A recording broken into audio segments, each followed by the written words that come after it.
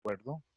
Entonces, en este momento inicio la grabación y pues la idea es generar un compartir de ideas respecto a la dinámica con la cual le vamos a dar continuidad a nuestro curso.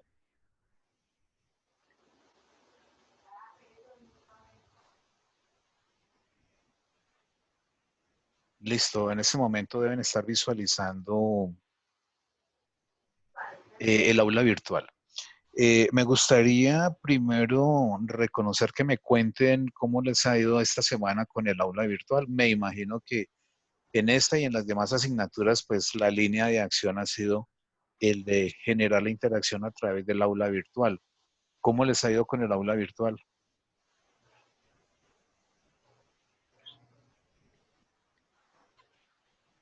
Los micrófonos están abiertos, pueden utilizarlos, los escucho. Pues, profe, realmente, pues bueno, la- algunas clases hasta ahora estamos cuadrando.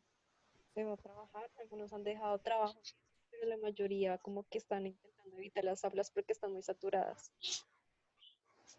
Sí, de acuerdo. Pero ¿Qué pues no, opinan? también estamos utilizando otras aplicaciones también de Microsoft. Microsoft Teams es como el plan B. Sí, sí, señor.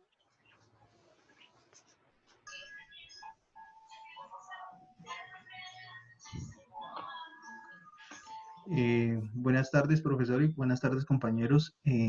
Con respecto a la plataforma de la universidad, sí, he tenido personalmente inconveniente al momento del ingreso, pero pues hay con paciencia, ya se puede acceder al temario de cada una de las respectivas asignaturas. Vean un poco la dinámica de lo que está sucediendo en la gestión de la aplicación del aula virtual. Eh, pues yo hace muchos semestres la dinámica de administración la he venido soportando siempre en las aulas virtuales. Si recuerdan ustedes los que trabajaron conmigo en estructura, y estamos hablando ya hace al menos 3 años, que para ese entonces, pues como que la dinámica de interacción, de socialización de contenidos y la gestión de evidencias, pues siempre la veníamos haciendo en las aulas virtuales. Digamos que el tema no es nuevo para nadie. Para nadie y ahí hay un referente y es que, pues sin identificar personas, hay maestros, docentes que a la fecha nunca han utilizado las aulas virtuales.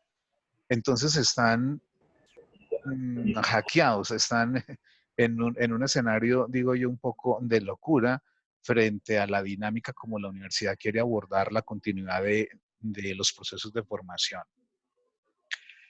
Eso ha motivado la semana pasada inclusive a convocar procesos de capacitación en el manejo del aula virtual, que se habiliten muchas aulas virtuales.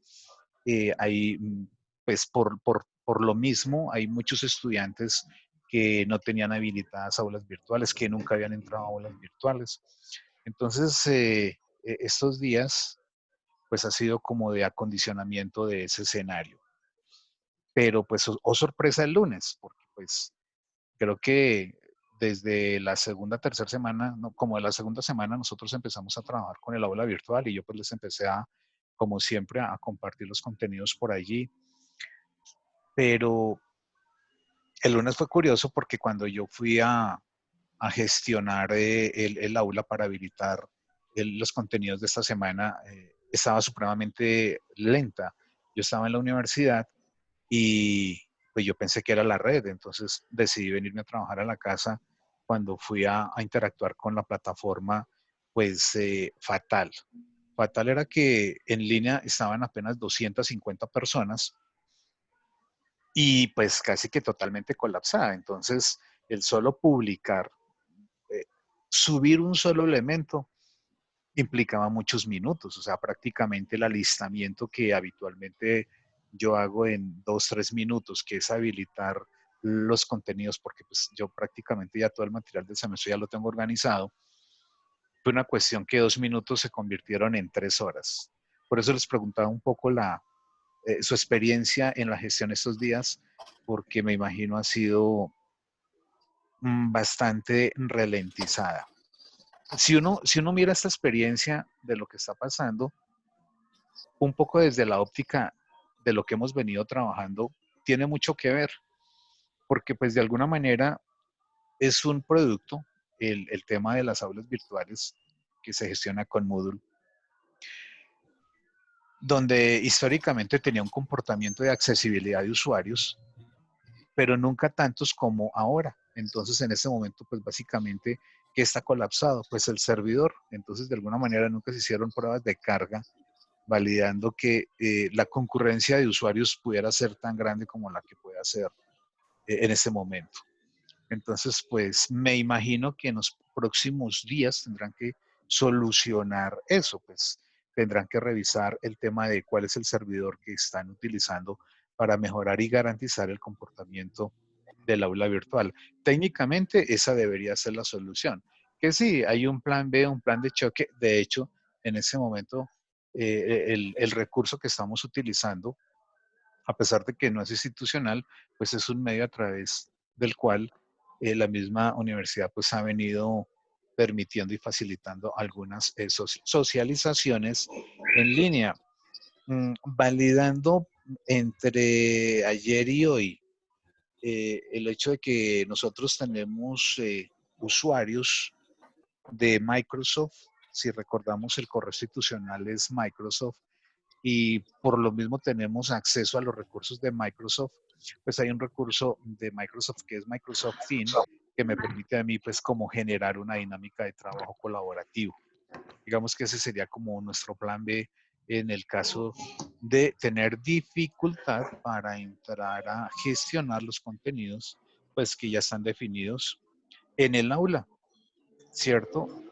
Por lo pronto, entonces, este recurso Zoom es muy sencillo, me parece muy práctico, de hecho con un enlace y los que ya están participando pudieron entrar rápidamente.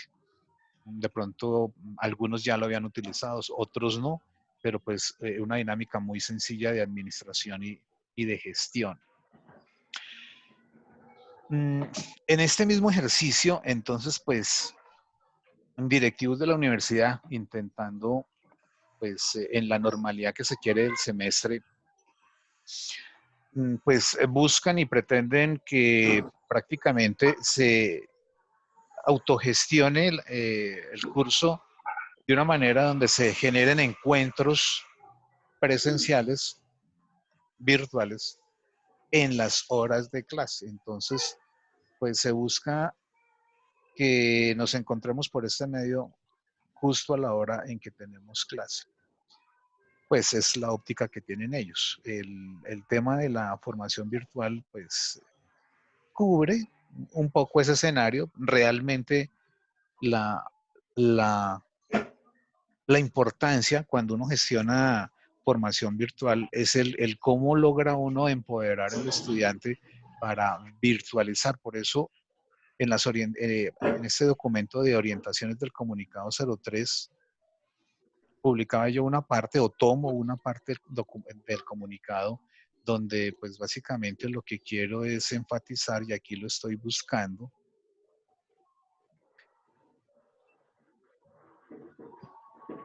este escenario, que dadas las condiciones de la suspensión de clases presenciales, los profesores acordarán con los estudiantes estrategias para continuar con el desarrollo del proceso académico y formativo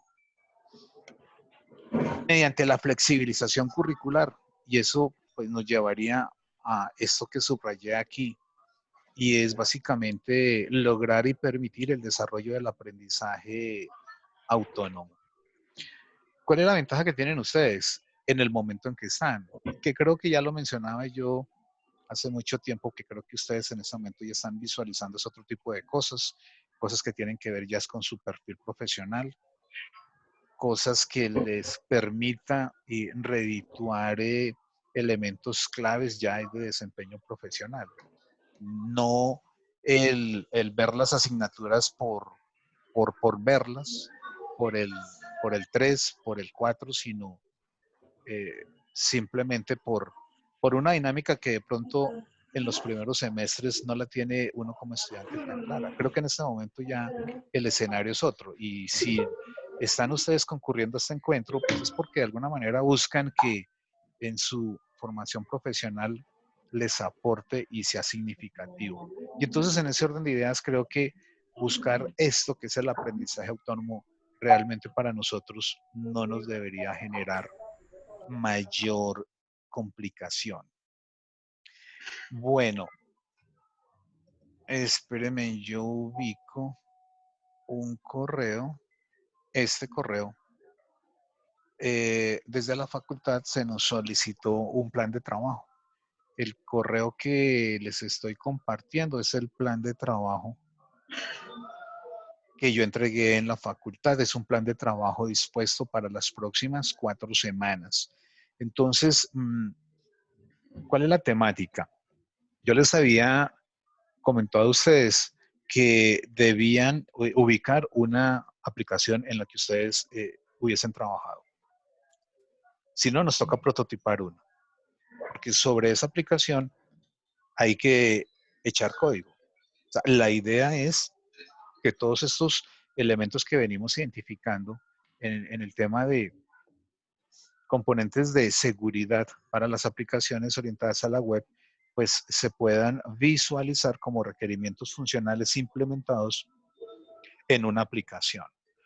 Espero que para ese momento pues ya tengan ustedes la aplicación, porque sobre ella pues es que van a empezar ese proceso constructivo práctico. Digamos que lo que yo manejo en esa orientación y fundamentación teórica realmente lo podamos materializar. Y ese escenario pues es el que ustedes pueden avanzar en la herramienta que ustedes quieran, en la que sea de su dominio y en la cual puedan implementar elementos de seguridad. Para eso, entonces, las siguientes 4 semanas, ¿qué proponen? Hablemos de la semana en curso. En este momento, yo les compartí una temática que se llama OWASP Top 10, que es el listado de las 10 vulnerabilidades más reconocidas. El documento que les entregué es del 2017. Hay un enlace que nos muestra a nosotros como un comparativo desde que se empieza a trabajar con OWASP desde el 2002 y que periódicamente ha venido identificando ese escenario dentro de las muchas vulnerabilidades que se generan en el entorno web, las 10 más importantes. Entonces, vamos a desarrollar un trabajo esta semana sobre ese documento. Y ya lo definimos ahorita. Para la siguiente semana, entonces, tenemos otro documento que nos permite es ya visualizar la lista de requisitos o pruebas de seguridad. Entonces, ¿qué pruebas de seguridad puedo hacer? ¿Cuáles son los requisitos que yo debería a nivel de pruebas entrar a evidenciar? Ese es el trabajo para la siguiente semana. A este punto ya vamos a tener nosotros todo el material que necesitamos para entrar a redefinir la arquitectura de la aplicación de la que les hablaba hace unos minutos. Entonces, en algún momento en las últimas clases les preguntaba yo si habían trabajado este tema de los planos arquitectónicos, el modelo 4+1 de Krustein. Aquí estoy hablando de arquitectura modelada con UML, pero no es visualizar uno a uno los diferentes esquemas de UML, sino es identificar de esos esquemas de UML cómo los podemos analizar o enfocar desde el propósito que Krusten plantea al hacer el modelado arquitectónico de una aplicación. Entonces, prácticamente en estas 2 semanas, del 30 de marzo al 3 de abril y del 6 de abril al 10 de abril, es hacer el proceso constructivo, el diseño, la arquitectura de la aplicación web que ustedes están trabajando. La que retomaron de algún semestre o la que van a perfilar y van a trabajar. Entonces, ese ejercicio pues lo tengo previsto para que lo trabajemos durante 2 semanas. La facultad insiste en que generemos entregables evidencias semanalmente, por eso la estructura de las 4 semanas. Aquí el entregable pues sería el primer avance del desarrollo arquitectónico que ustedes hayan hecho como producto de esa semana, y en la siguiente semana sería la arquitectura de la aplicación. Esa arquitectura que proponemos definir debe tener embebida pues ya los elementos de seguridad que deberíamos considerar desde el ámbito en el cual ustedes están proponiendo la aplicación. ¿Listo? Entonces, hasta aquí, pues les estoy compartiendo como el panorama de lo que vamos a estar haciendo en las próximas 4 semanas. No sé si tienen alguna inquietud hasta aquí. Profe, con respecto al plan de trabajo de la semana 16 al 20, el entregable para esa fecha es un cuadro comparativo. Pero entonces en el workshop nos pides un mapa, es un mapa Mapa, conceptual. mapa conceptual. ¿Hacemos los dos o se trabajaría el Cualquiera entregable de que los dice en el dos. correo? ¿Cualquiera de los dos? Ok. Sí, Laura. En el foro que tú me hiciste la Sí, inquietud, entonces, y se la aclaramos de una vez a los demás compañeros, porque efectivamente en el correo, pues cuando estuve estructurando, definí ahí cómo hacer un cuadro comparativo, pero pues al hablar de un cuadro comparativo es como hacer el relacionamiento de los diferentes elementos asociados y que ahorita hablamos de ese top 10 o la construcción de un mapa conceptual sobre cada uno de los elementos. Los dos ejercicios son válidos, o sea, ¿por qué los dos ejercicios? Cualquiera, que hagan cualquiera de los dos es válido, porque pues básicamente lo que estamos haciendo es estableciendo un relacionamiento frente al tratamiento que yo le genero a cada uno de los riesgos. Entonces, una u otra opción son igualmente válidas. listo. Bueno, desde el Entonces, punto de vista virtual, un poco para facilitar el proceso, entonces en cada una de las semanas, como hasta ahora que he venido compartiendo un enlace para subir workshop, el material que se va a trabajar, este es el documento que vamos a trabajar, OWASP Top 10 2017. Aquí está el workshop que está definido como actividad de trabajo y aquí está el enlace, digamos que es más o menos la temática con la que hemos venido trabajando semana tras semana. Pero además de eso, pues voy a habilitar semanalmente 2 foros. Eh, si tienen alguna inquietud, si tienen alguna duda, la pueden formular en el foro. Yo estaré pendiente para darle respuesta el mismo día, o sea que todos los días voy a estar pendiente de los foros para darle respuesta si tienen inquietudes. Digamos que esta es como un poco una manera de evidenciar la gestión sobre la plataforma. Pero además de eso, en la facultad nos pidieron que teníamos algo así como que ponderar el trabajo que se estaba haciendo. Entonces, habilité un foro, lo llamé para esta semana Foro de Contextualización OWASP Top 10, y es un foro que va a ser calificable. Digamos que dentro de la evidencia, como lo hemos venido trabajando, que promediamos las evidencias workshop que hayan generado, digamos que parte de ese workshop va a ser la participación en ese foro. Voy a acceder, vamos a ver si qué tan lento es. No, está más o menos rápido. Listo. Entonces, el foro para esta semana dice así. Después de revisar el documento OWASP Top 10 2017, van a hacer aquí una publicación. Presente su opinión argumentada sobre alguno de los 10 fallos de seguridad más frecuentes. Revisan el documento, hay 10 fallos, escogen uno y sobre él van a argumentar y hacer un comentario acerca de ese fallo. Esa es una parte. Además, deben retroalimentar por lo menos 2 intervenciones de sus compañeros. Entonces eso quiere decir que el punto clave viene acá. Normalmente, ¿qué sucede cuando nosotros trabajamos en la universidad? Que cuando ustedes se reúnen por grupos, empiezan a hacer una socialización. Se reúnen 2, se reúnen 3, y en esa socialización se genera un aporte colaborativo que nos permite como reafirmar como ese proceso constructivo de conocimiento. ¿Cómo lo podemos hacer virtualmente? Por ejemplo, acá, a través de un escenario de foro.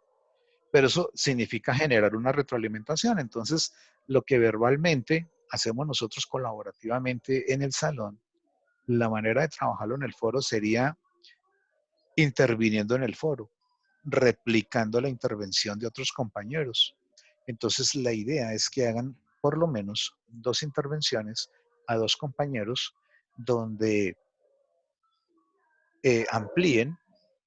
O sea, hacer una participación no es escribir estoy de acuerdo con Juan o no estoy de acuerdo con Juan, sino generar y ampliar con un ejemplo,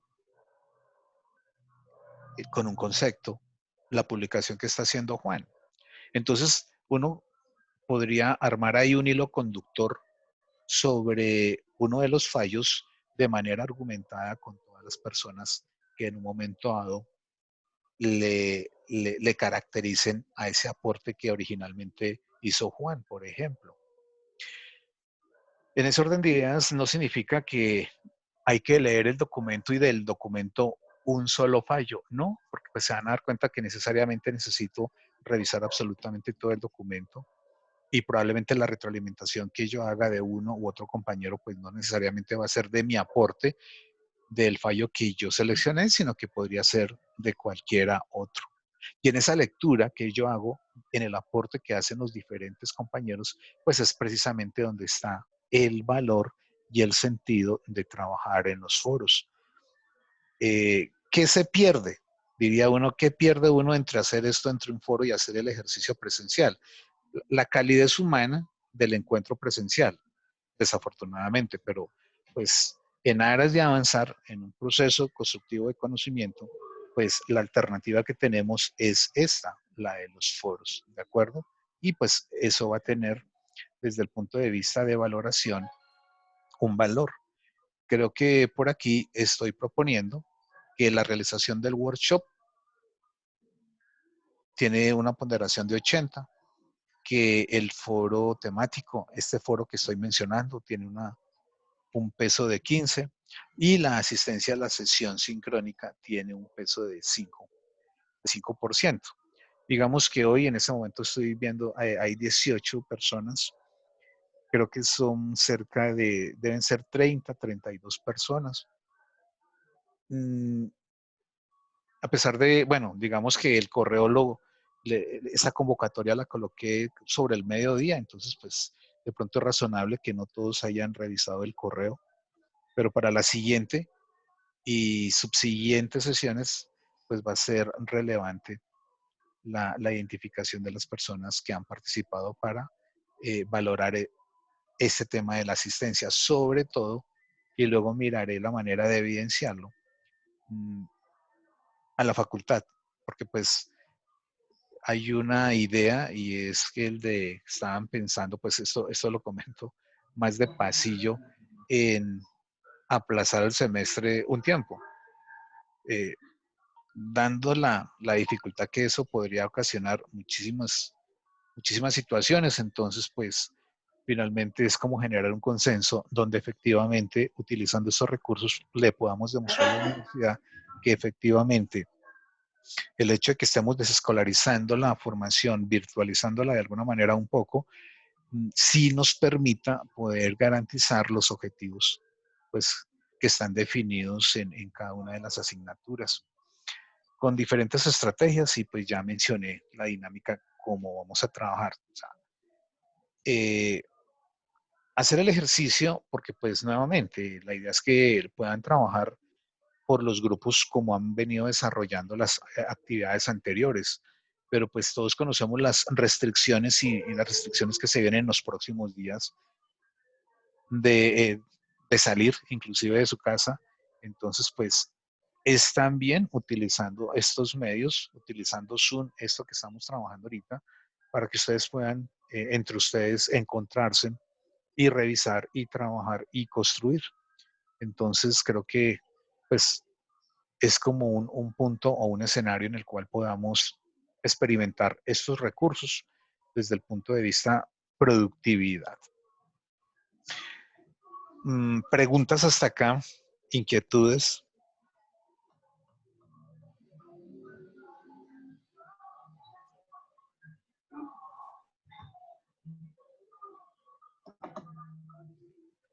Ok, ese es el documento entonces que les estoy compartiendo.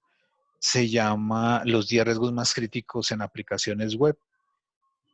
El documento que les estoy compartiendo es la versión 2017 en español, que nos relaciona los escenarios sobre los cuales se genera mayores ataques a las aplicaciones.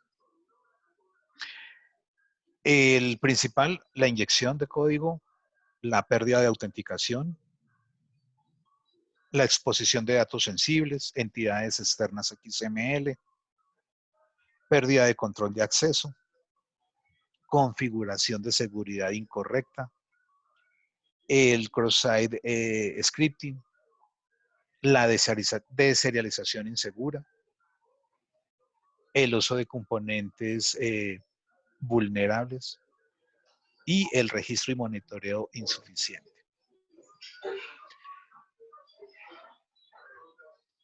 Sobre este documento, que no es un documento muy extenso, entonces la propuesta es generar este workshop donde para cada uno de los riesgos, ya bien sea en un cuadro comparativo o en un mapa conceptual, hacemos una correlación de lo que es el vector de ataque, las debilidades de seguridad, el impacto, Ay, se le dañó el... la vulnerabilidad y cómo prevenirla. ¿Listo? Esa información en donde la encontramos dentro del documento. Pues para cada una de las debilidades tenemos la información.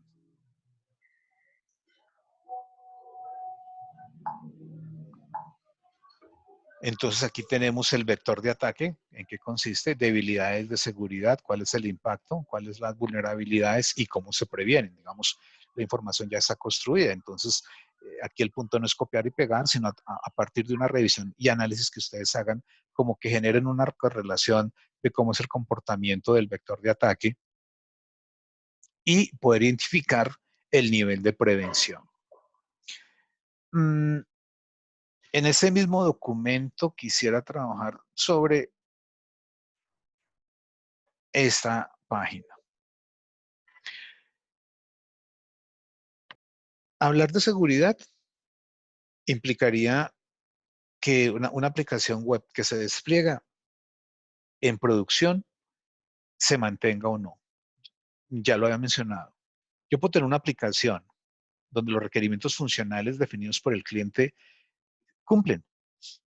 La aplicación funciona, pero en el momento en que la despliego,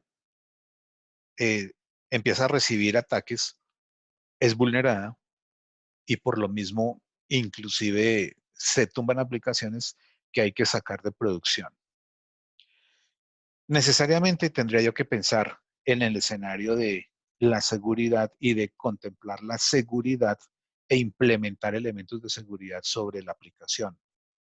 Que yo haga eso va a significar en una aplicación dinero.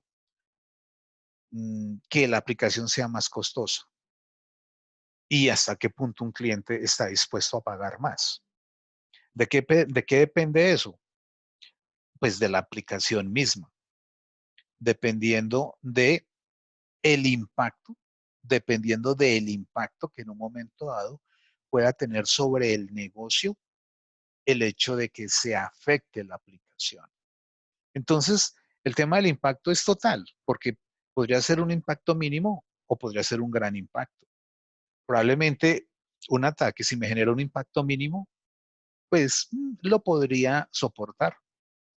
Pero si es muy sensible y el tema es crítico para la organización, que se genere un ataque, me podría inclusive en términos de negocio sacar del negocio. O sea, sería fatal. Y en ese orden de ideas, probablemente como, como cliente, estaría dispuesto a pagar lo que sea, considerando que la aplicación tenga unas condiciones de despliegue y de garantía de seguridad muy alta. Y entonces nos lleva a nosotros a este esquema. Punto de referencia siempre será el impacto del negocio, porque es que el impacto del negocio es el que me va a permitir a mí tomar decisiones. Ustedes, nosotros como consultores de seguridad en un momento dado, o el solo hecho de proponer y de modelar y diseñar una aplicación, pues implica que a los requerimientos normales le tenemos que sumar requerimientos de seguridad. Eso pues estará asociado al impacto que en un momento dado se pueda generar sobre el negocio.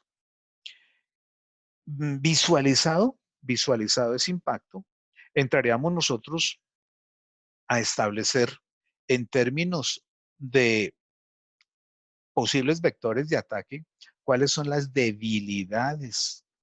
Y hablaríamos nosotros acá de tener como ese ejercicio en el cual ustedes estuvieron clasificando debilidades, tendríamos que entrar a validar si esas debilidades son eventuales en el proyecto, aplicación en la que estamos trabajando. Entonces, un poco es que cuando mirábamos nosotros esa clasificación que hicieron ustedes, Stripe, es eso lo van a analizar en su aplicación, en esa que hicieron. Eventualmente, probablemente van a encontrar allí que su aplicación presenta debilidades. Si es así, si su aplicación presenta debilidades, entonces, ¿qué necesitamos hacer? Pues necesitamos establecer controles de seguridad. Y son estos controles de seguridad los que en un buen número se gestionan con requerimientos funcionales, es decir, con implementación de código que me permita mitigar esta debilidad, ¿cierto? Si yo identifico la debilidad, podré establecer el control. Y si es algo funcional, pues lo voy a poder codificar. ¿Cuál sería la intencionalidad? Esta, para que cuando se presente el ataque por un agente externo, que es la amenaza, pues efectivamente yo pueda bloquear o mitigar que se presente el ataque. Mm,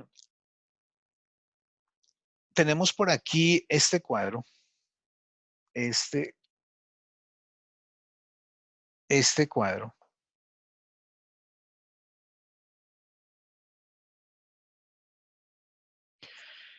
donde generamos la dinámica o contraste entre el ataque y el impacto, bajo este concepto.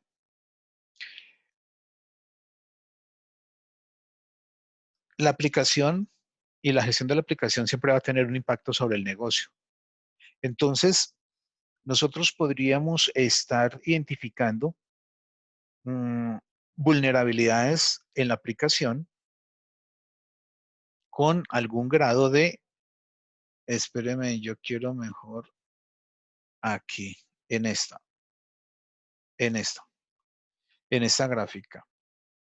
En el impacto del negocio, entonces, frente a las debilidades que nosotros evidenciamos y sobre las cuales vamos a establecer los controles, podríamos estar visualizando como estos tres referentes. Hablábamos, ¿se acuerdan que hacíamos una evaluación de las debilidades y valorábamos el impacto de 1, 2 y 3, bajo, mediano y alto? Entonces, que se presente una debilidad bajo esa caracterización esa debilidad, ¿cómo es? Poco frecuente, muy, muy presente, y al que se presente mucho la debilidad significa que el vector de ataque es recurrente. De hecho, pues por ejemplo, cuando yo hablo de inyección de SQL como la número uno, pues significa que mayormente en la mayoría de las aplicaciones, un punto de referencia de ataque, pues es ese, el de la inyección. Entonces, hablaríamos nosotros que como debilidad muy difundida está la inyección de SQL. Por tanto, el vector de ataque será establecer mecanismos de inyección intentando vulnerar la aplicación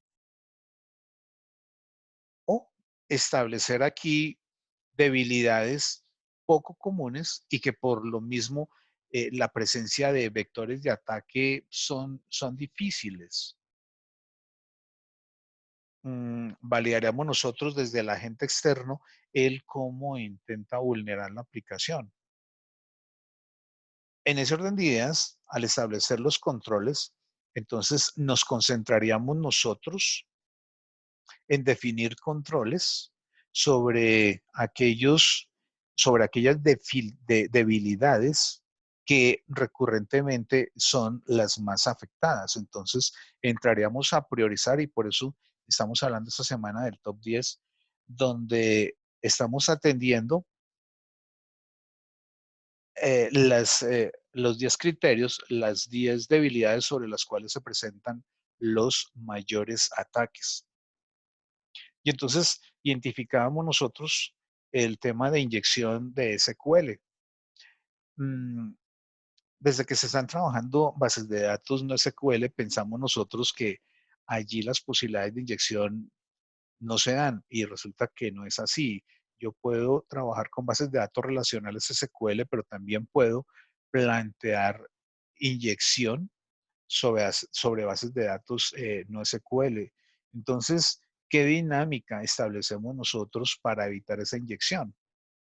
Entonces, desde el punto de vista de la arquitectura, tendríamos nosotros que hacer un modelado frente a la gestión de datos y lo que tiene que ver con la base de datos, cómo va a ser la interacción. Por eso cuando hablamos del modelo vista controlador, que era el trabajo que estábamos haciendo la semana pasada y definimos la arquitectura en el modelo, cómo en el modelo no solamente generamos la interacción eh, en las transacciones a la base de datos, sino que también definimos como lógica de negocios que tienen que ver con los datos. Esto para que definitivamente en el controlador, pues básicamente nos concentramos, en el controlador nos concentramos en generar apenas como esa migración o llamado de la vista al modelo. Y entonces se genera un escenario donde la posibilidad de acceder a los datos se dificulta. Entonces, por eso la relevancia de pensar en el modelo vista controlador. La pérdida de autenticación, entonces el tema de las contraseñas y claves, cómo intentamos vulnerar, cómo intentamos vulnerar las contraseñas y claves. Pero pues ya no es solamente desde la ingeniería social y la manera como el usuario en donde escribe la contraseña, sino la misma gestión de las contraseñas. Si ustedes se han dado cuenta, hoy, inclusive en el correo electrónico, él ya me pide a mí cierta longitud y composición en la contraseña, más de 8 caracteres, que combine caracteres alfabéticos en mayúscula con minúscula, más números, inclusive caracteres especiales. Eso quiere decir que cuando se construye la contraseña, no es solamente encriptarla, sino que además generamos un algoritmo que me permita validar la calidad de la contraseña. Tan simple como eso, que es la contraseña y es validar que eso que yo estoy transcribiendo como contraseña cumpla algunas condiciones. En el tema de las contraseñas, por ejemplo, pues si las contraseñas están encriptadas en la base de datos, pero además de eso, observen que cuando él me pide a mí que cambie la contraseña, de pronto nosotros tenemos en el pensamiento las últimas 2 o 3 contraseñas y yo voy a utilizar la contraseña que estaba utilizando antes y él me dice, no, esa contraseña usted ya la usó, cámbiela. Entonces Si él lo hace es porque de alguna manera en la base de datos se está almacenando. Podríamos pensar que inclusive podría haber una entidad que me está acopiando las últimas 2, 3, 4 contraseñas que yo he utilizado, buscando garantizar que el usuario recurrentemente no trabaje entre una o dos o las mismas 3 contraseñas de siempre. Entonces vean que esto, que podría ser como una orientación, yo le podría decir al usuario, bueno, miren, por seguridad, la contraseña tiene que ser en esas condiciones y usted lo tiene que estar cambiando periódicamente. Pero si el software no valida eso, pues lo más probable es que el usuario no lo haga. Entonces, aquí, y es como la manera en la cual yo estoy abogando a la implementación de un requerimiento funcional de validación de contraseña en ese sentido.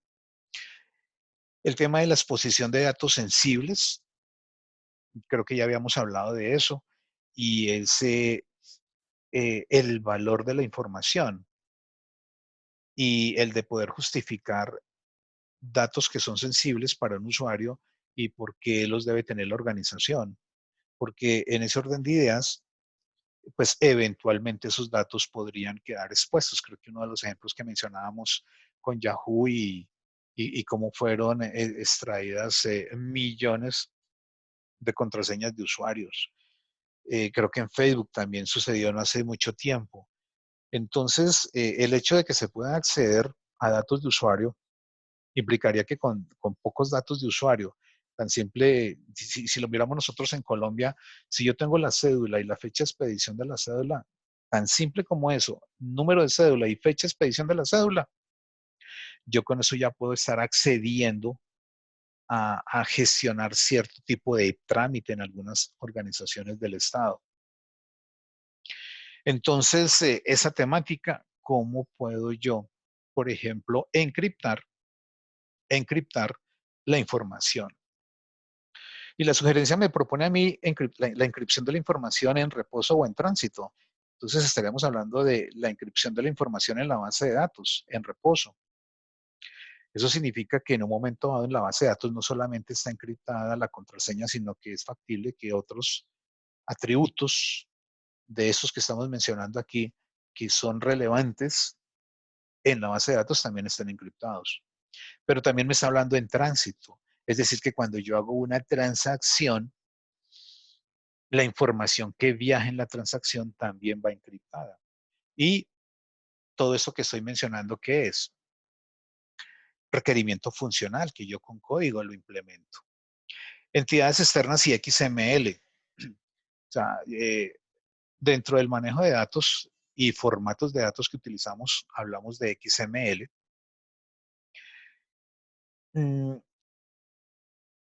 Y aquí ese vector de ataque tiene que ver mucho es con el reconocimiento del mapeo que tienen las estructuras de XML. Porque si yo puedo acceder a esas estructuras que define cada registro, normalmente todos los registros en XML es como un mapeo de datos.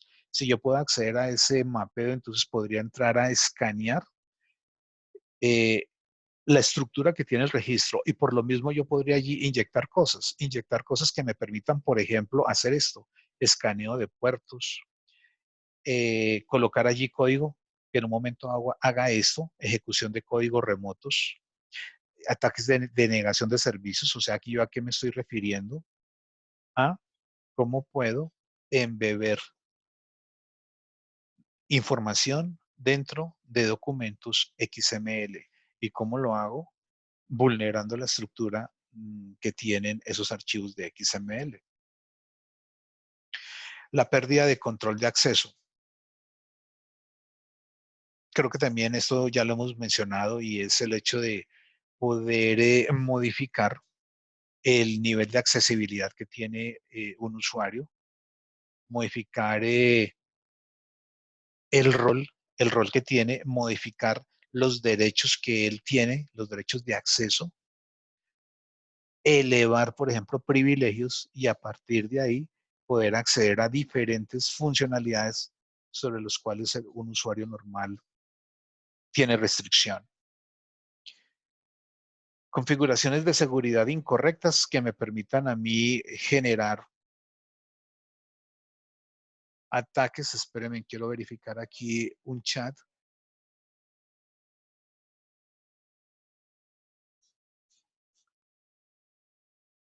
Juan Camilo, ¿cuál es mi riesgo? Pregunto, ¿ustedes están visualizando una presentación de PowerPoint?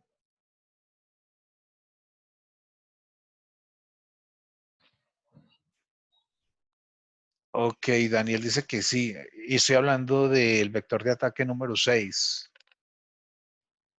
Diego dice que no, que el PDF. Creo que estamos viendo un PDF. El PDF, espérenme, porque yo juraba que...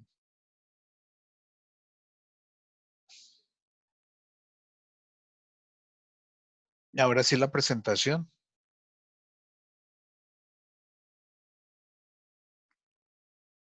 Ok, listo.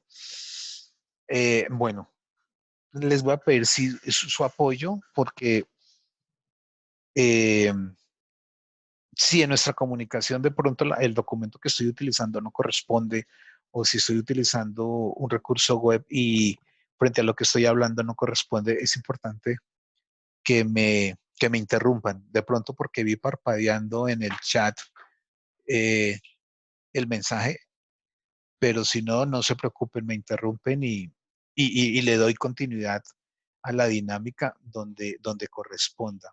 Es importante. Bueno, entonces, de pronto no vieron esta presentación. Aquí en esta presentación lo que venía era socializando uno a uno de, del top 10 de OWASP, como el comportamiento de lo que sucede y la dinámica como el vector de ataque está generando la afectación. Digamos que estoy presentando un breve resumen del documento.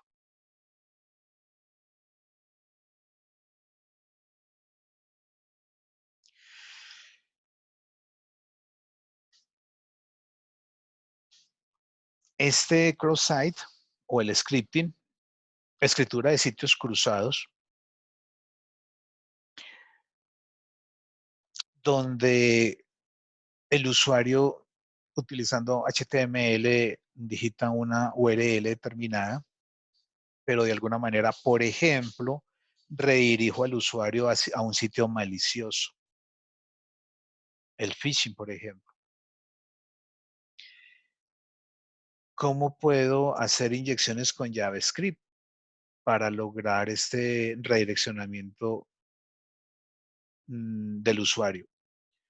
Como si las APIs que yo utilizo no son de confianza, en un momento dado la API me puede desencadenar en una situación como esta. Entonces, es clave por identificar esos recursos de terceros que nos permitan a nosotros realmente poder tener un control del 100% en el comportamiento del uso de las funcionalidades de la API.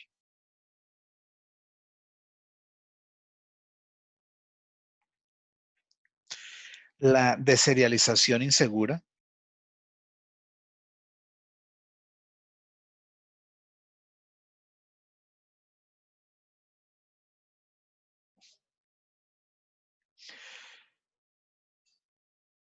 En la comunicación o transferencia de datos, el hecho de que puedan ser capturados y al ser capturados permitan generar un ataque.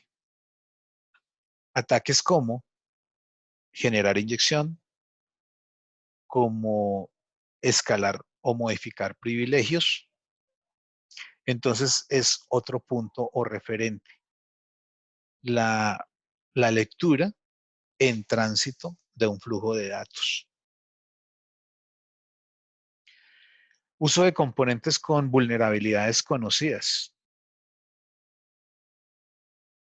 Aplicaciones y APIs que utilizan componentes con vulnerabilidades conocidas. Un poco lo que mencionábamos nosotros. Yo en la aplicación que estoy trabajando hoy podría tener esto, componentes, utilizando bibliotecas, frameworks, utilizando APIs, que hoy me brindan un escenario de desarrollo seguro, pero que a la vuelta de unos días o semanas, la comunidad de desarrolladores identifica vulnerabilidades en esos recursos. Y el punto es, ¿qué medida o acción tomamos nosotros frente a esas situaciones? Crítico dejar de usarla, porque el hecho de que la deje de usar significaría que el funcionamiento o la funcionalidad de mi aplicación pues no va a ser completa. Entonces, el cómo remediarla. Por eso es determinante a la hora de empresarialmente utilizar un recurso externo, estar muy seguro del origen, del proveedor de esa API. Recuerden que pues si hay que comprarla empresarialmente, eso no es ningún problema, porque pues para eso se manejan presupuestos en el desarrollo de aplicaciones y pues pagar por ellos será necesario, sobre todo porque al comprarlo voy a obtener soporte, y el soporte es que si se identifica una falla, pues definitivamente el proveedor pues la va a corregir, y él la corrige, y pues en la corrección pues yo sencillamente voy a hacer es uso del recurso. Diferente a si son recursos libres y se detectan fallos en ellos, pues ahí quedó pues fatal, porque tendría que ir al código fuente a intentar modificarlo. Entonces sería un escenario que en un momento dado se sale del control de la aplicación. Entonces, por eso es importante, frente al uso de estos componentes, poder identificar al momento de seleccionar un componente quién es el proveedor. Y el registro y monitoreo insuficiente. Nosotros utilizamos recursos de terceros que hoy son fiables, los incorporamos en la aplicación y llevamos la aplicación a producción y dejamos así. Esto tiene que ver mucho con el anterior. Aquí la idea es estar haciendo una verificación permanente, un monitoreo permanente de esos recursos. Porque en el tiempo, lo que mencionaba hace un momento, pues es factible que lo que hoy es seguro, mañana no. Pero eso significa que yo tenga que estar haciendo eso, un monitoreo. Si por alguna circunstancia en el comportamiento de la aplicación se detectan falencias, ataques, pues debo validar pues, el grado de asertividad que tiene mi aplicación para contrarrestar esos ataques. Y ese es un ejercicio que tendríamos nosotros que estar registrando, porque de alguna manera hacemos un registro y verificación y monitoreo permanente.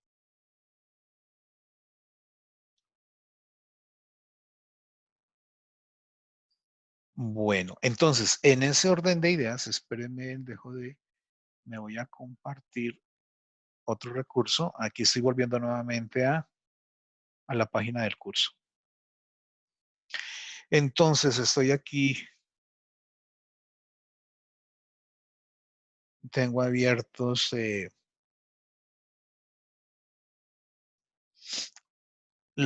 aula de los dos grupos. Estoy esperando a que me dé acceso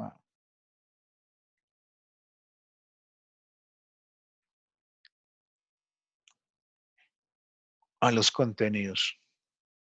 Me imagino que algo como lo que me está pasando es lo que les muestro a ustedes. A esto me refiero en la oportunidad que en ese momento tiene dificultad el servidor del aula virtual.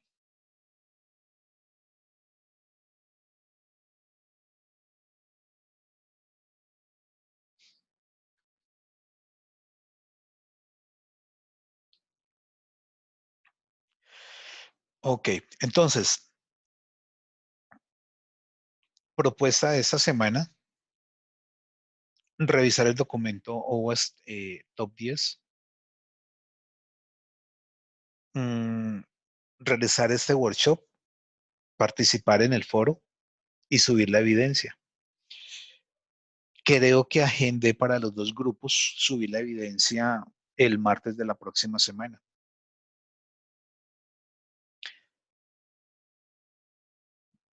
Pienso que hagamos nuevamente un encuentro como este. Hoy es miércoles, el viernes, si les parece el viernes, un poco para atender las inquietudes que tengan. De todas maneras, recuerden que está disponible el foro para que les pueda yo con oportunidad resolver las dudas que puedan tener en el desarrollo de la actividad de esta semana.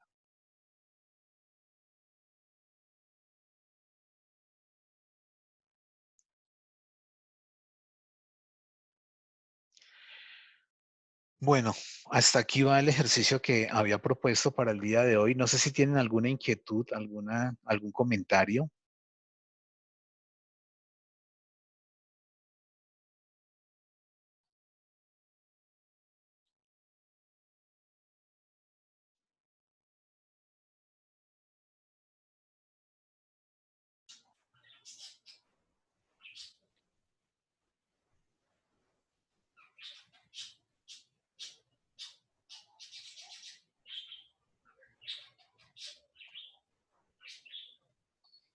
Profe, estaban diciendo que la actividad está para el sábado. Qué pena.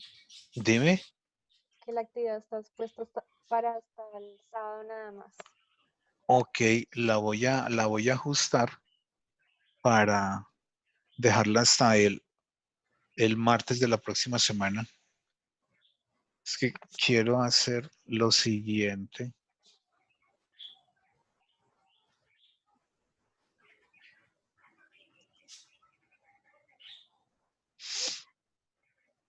Otra preguntita, profe, en cuanto al tema del proyecto que se va a trabajar, ¿es necesario que se esté trabajando en un framework para que tenga pues como tal pues el patrón MVC?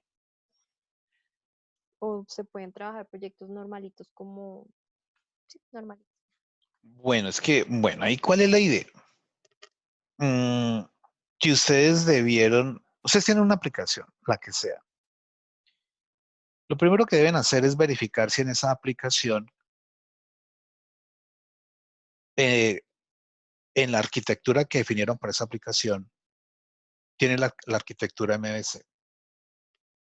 Porque si no la tienen, pues empezaríamos ya visualizando una debilidad en la aplicación.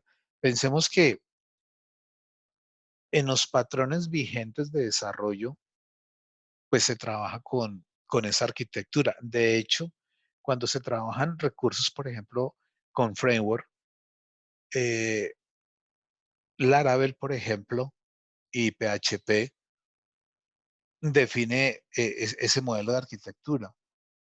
O si trabajo otros recursos, por ejemplo, con Python, y me acuerdan ustedes el framework para trabajar web Python.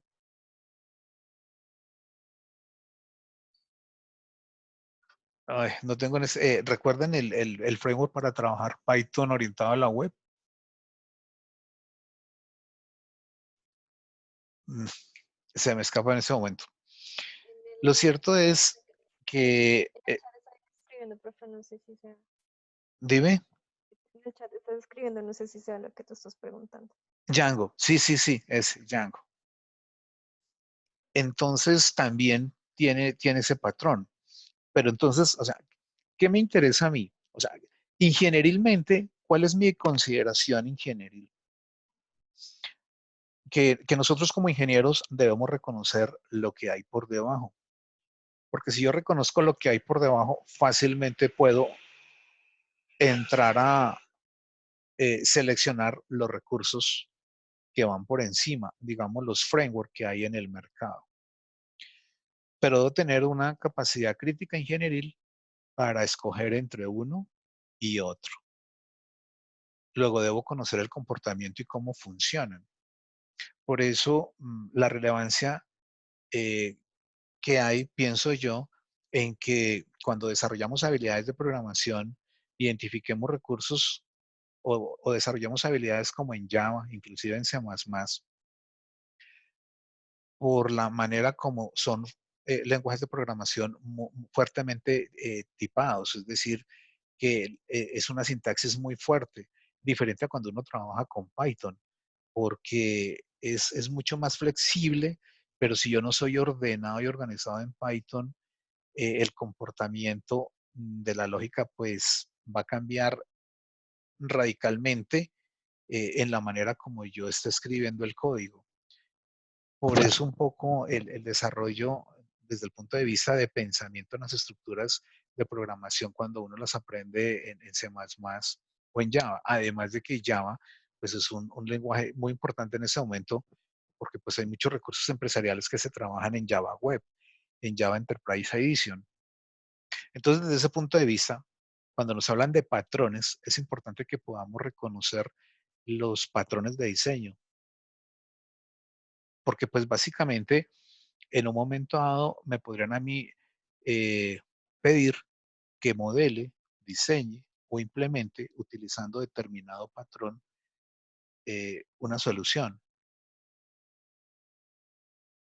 Mm, por eso me parece pertinente frente al trabajo que ustedes hicieron, un poco que contrasten eso que ustedes hicieron, por ejemplo, cuando trabajaron en ingeniería de software y frente a lo que estamos hablando. Entonces ustedes van a decir, oiga, no, pero mire lo que hicimos acá.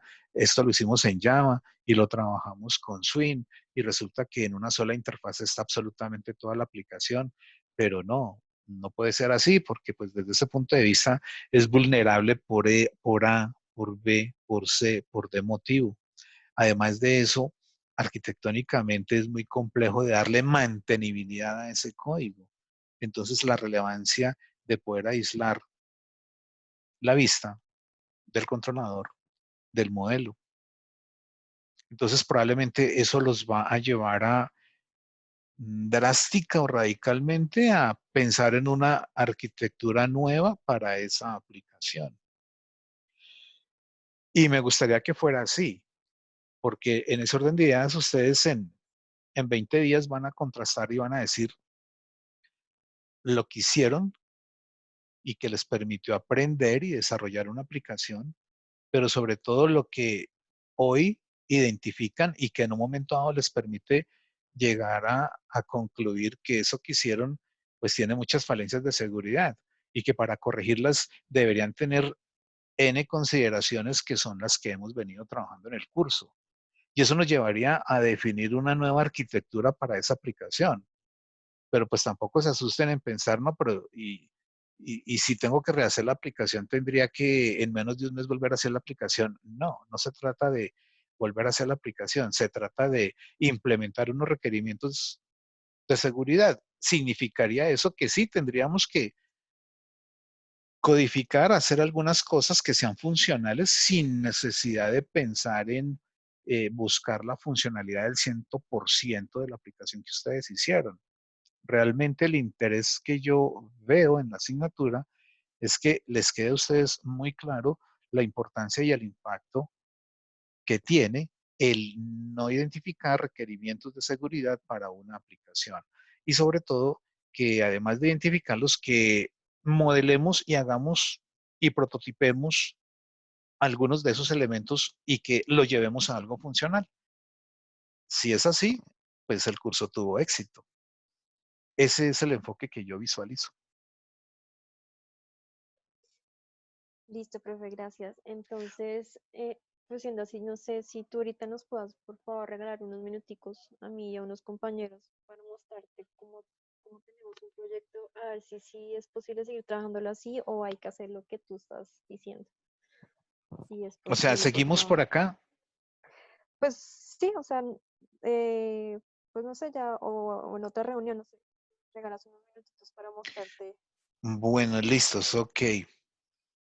Entonces escríbeme al correo los correos de las personas y creo otra reunión y nos reunimos en un momentico. ¿Listo?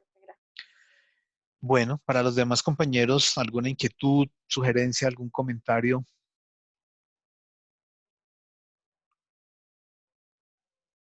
Profe, la actividad para el martes es de a cuántas personas. Como hemos venido trabajando las otras, si quieren en los mismos grupos, que creo que máximo 3 personas hemos trabajado. Ah, listo, profe.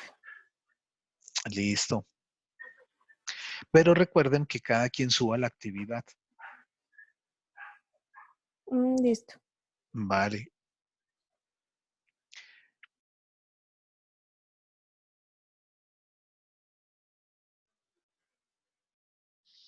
Ok. Muchas gracias a todos por conectarse, por el ejercicio que hicimos hoy. Voy a finalizar la grabación, la subo a YouTube y la cuelgo para las personas que no pudieron ingresar. Por favor, agéndense para el próximo viernes, 4 de la tarde, si les parece. Generamos un nuevo encuentro, ¿de acuerdo? Bueno, Ok, una feliz tarde para todos. Hablamos del próximo jueves y mañana, ¿no? El viernes, si quieren el viernes a las 4. Eso como para que de aquí al viernes en el trabajo que adelanten, si les genera dudas, pues los podamos resolver. Ah, bueno, listo. Gracias, profe. ¿Vale? ¿Listos? Una feliz tarde y continuamos el jueves. ya te voy a enviar, te envío los correos a tu correo o por acá. Sí, a mi correo Listo. institucional y ya les envió la invitación. Bueno, gracias. ¿Vale? Ok.